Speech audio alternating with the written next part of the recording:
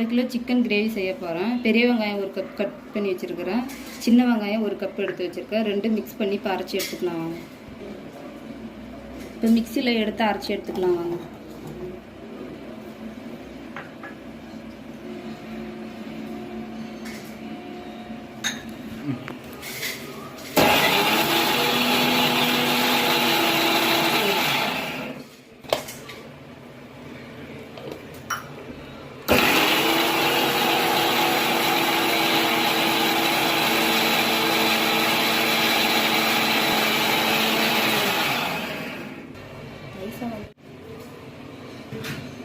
இந்த அளவுக்கு அரைச்சி எடுத்துக்கலாம்.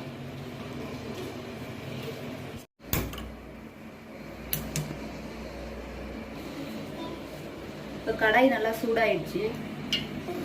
தேவையான அளவு எண்ணெய் ஊற்றிங்க. எனக்கு தேவையான அளவு நான் ஊற்றிக்கிறேன்.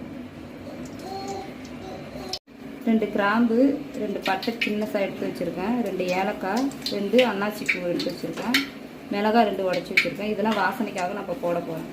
எண்ணெய் நல்லா சூடாயிடுச்சு. வாங்க மிக்ஸ் பண்ணிக்கலாம்.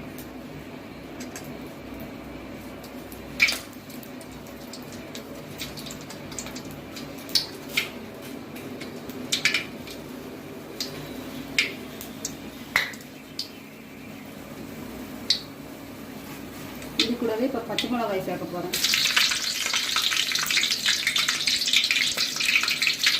இப்போ இது கூடவே கருவேப்பிலை சேர்த்துக்கலாம்.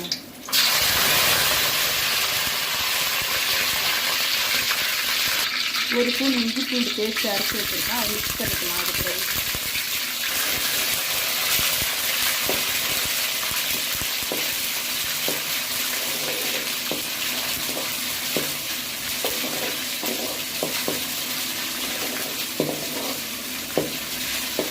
இப்போ இஞ்சி பூண்டு பேஸ்ட் வாசனை நல்லா போயிடுச்சு. அது கூடவே பெரிய வெங்காயமும் சின்ன வெங்காயமும் அரைச்சி வச்சுருக்கிறோம்ல, அதை அது கூடவே மிக்ஸ் பண்ணிக்கலாம்.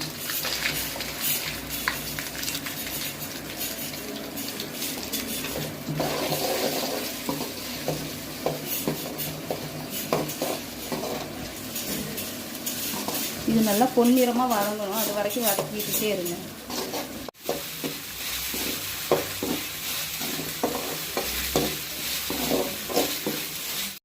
கிரேவிக்கு 5 தக்காளி எடுத்துருக்கேன். நான் மீடியம் சைஸில் எடுத்து வச்சுருக்கேன். 5 தக்காளி பொடியாக கட் பண்ணி வச்சுருக்கேன். இந்த அளவுக்கு ப்ரௌனாக வதங்கிடுச்சு. இது கூடவே பெரிய கோழிக்கறி ஒரு 1.5 கிலோ எடுத்து வச்சுருக்குறோம்.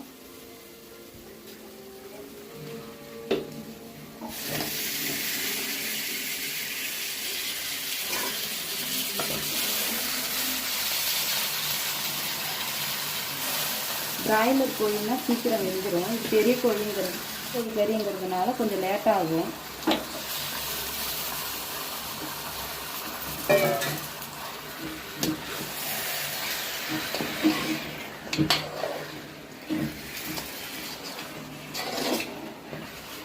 இது கூடவே 1 ஸ்பூன் மஞ்சள்தூள் சேர்த்துக்கலாம். இது கூட சேர்த்து கொஞ்சம் நல்லா கலக்கி விட்டுக்கலாம்.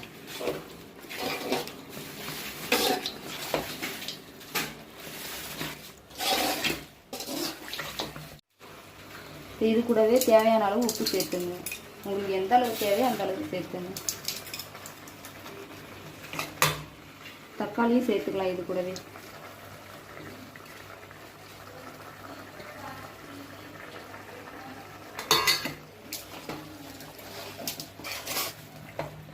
கறியிலேருந்து தண்ணி விடும். அது கொஞ்சம் சுண்டுற வரைக்கும் கொஞ்சம் வெயிட் பண்ணுங்கள். மசாலா எதுவும் ஆட் பண்ண வேணாம்.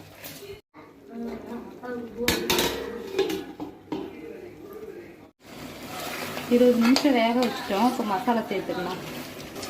தண்ணி நல்லா சுண்டிடுச்சு. இப்போ மிளகாத்தூள் சேர்த்துக்கலாம். நான் 2 ஸ்பூன் போட போகிறேன். எங்கள் வீட்டில் காரம் ஜாஸ்தி சாப்பிடுவாங்க. நீங்கள் 1.5 ஸ்பூன் சேர்த்துங்க. நான் 2 ஸ்பூன் சேர்த்துருக்குறேன். காரம் ஜாஸ்தியாக சாப்பிடுறதுனால.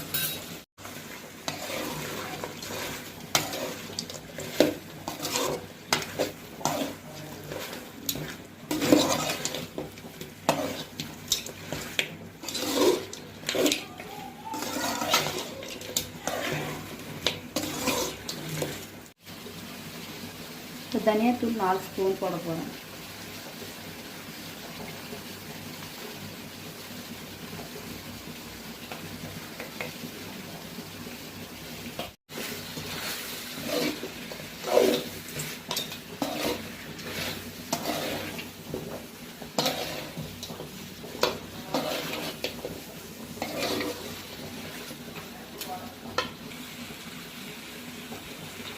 Chicken masala 4 spoon.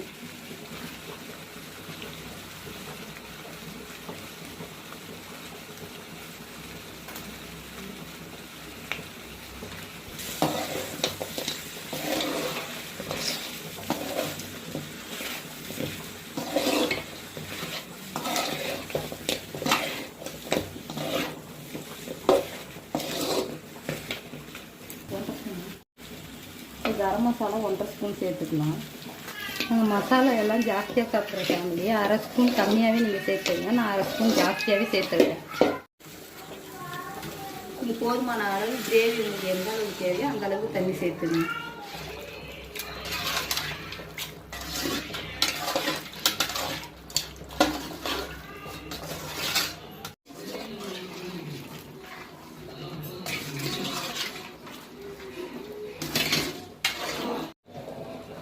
குழம்பு ரெடி ஆயிடுச்சு. இது கூட கருவேப்பிலை சேர்த்துக்கலாம்.